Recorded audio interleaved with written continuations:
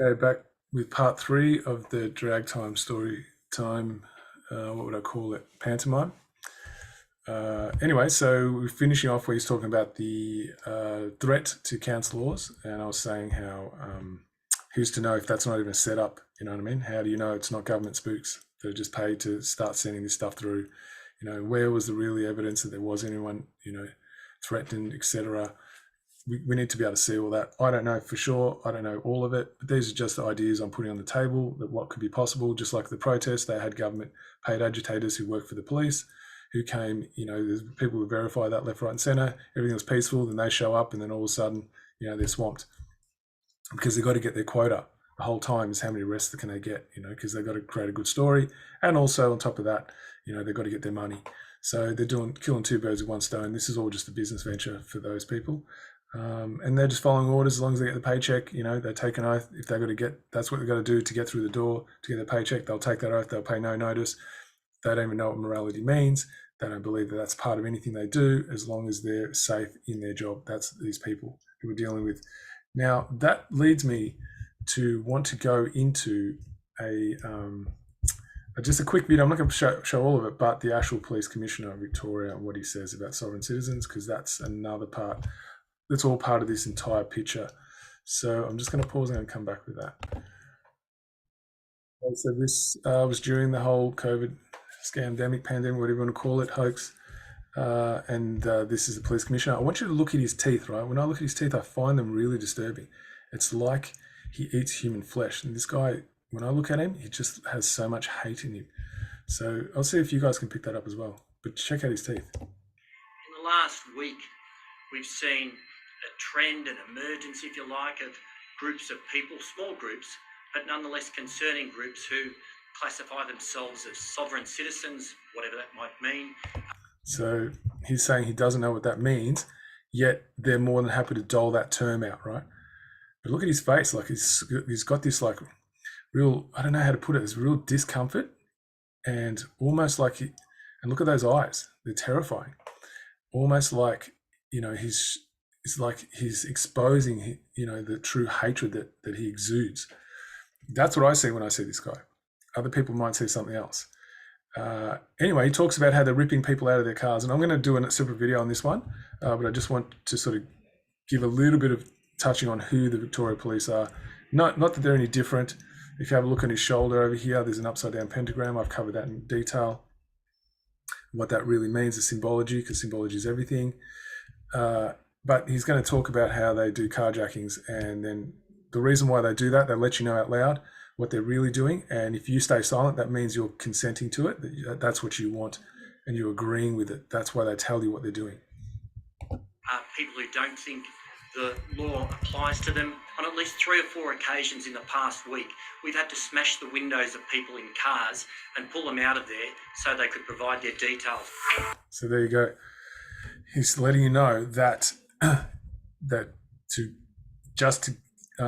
justification for you telling someone your name, right, when you've not committed any crimes, no one's been hurt or harmed, is that they get to carjack you, right? So that's state-sanctioned carjacking. Like, they're openly telling you that they are engaging in violence, and you are, by staying silent, you are granting authority to that violence. So they're going to keep doing it until you show otherwise, right? And the more people that come along and cheer this on, the more this keeps happening. And then we start splitting people up.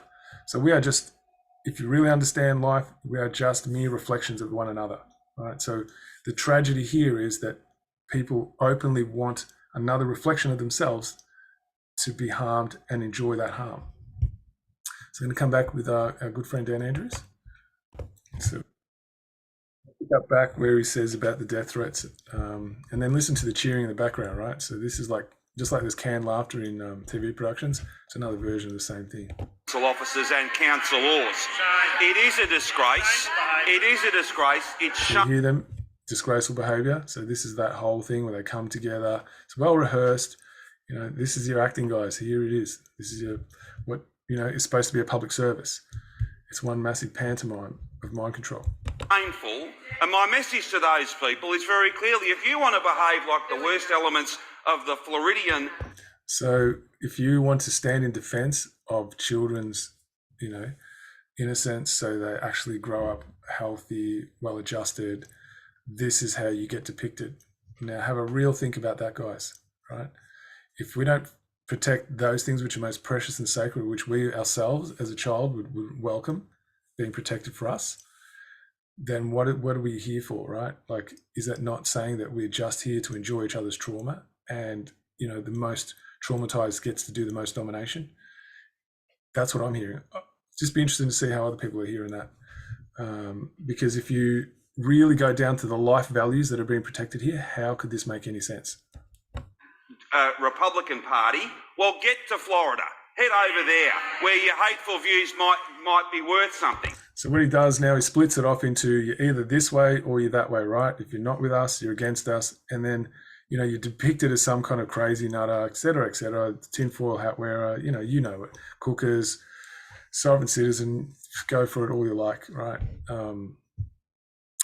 All that stuff that seeks to reduce a limitless being into some contained, defined box, where then you can, like I said earlier, you can enjoy violence being perpetrated upon them, because that's the only way you can bring hate into the heart, is to dehumanize someone by giving them judgmental terms and identifying them as a particular category. Then they lose their humanity, and as soon as they lose their humanity, then you've granted yourself license to violence. So right here, you are seeing hate speech 101, right? The very things that he's projecting outwards are the very things he's doing. And this is really important to understand that. So let's listen on. They're worth nothing here. We won't stand for this sort of ugly behaviour. It's appalling. And I again make the point, it's not about free speech. This is hate speech, plain and simple. So he's basically telling what he's doing. That's the best part. So he's actually saying it, but he's projecting it outwards, right? This is not about free speech. This is hate speech, but it's actually him saying what he's doing. And he's showing you how he's doing it. And he's got his chorus of, what would you call them, puppets that are more than willing to dance along with that tune as well and provide you the theatre to make it look like this is some kind of reality, because consensus creates reality. I'm not sure how many people know that. It's what the majority believe and put their energy and force behind. That becomes what people accept as truth in nature, where in reality, that's not the case. It's more just a functioning from a real low, dense consciousness that's being expressed here. And this is the best that we can expect until we, the people, take responsibility for the shadow that these people are projecting outwards that lives in us. Which part of us does this kind of behavior amongst ourselves as well? Which part of us doesn't want to take responsibility for, our own behavior and, our own learning and our own inner shadow work? How many people are really ready to do that? And this is what's really on offer here. And we're going to get into the next one about the parents, who stood up for this, what they've actually granted authority to as to why this has come to this point where they're actually going, no, that's enough. And also the panic that might be setting in to the establishment, because we're going to get into the sovereign citizen stuff in the next one too, how it's all interlinked and why I brought it into this conversation. But for this one, that'll do, and I'll come back with more.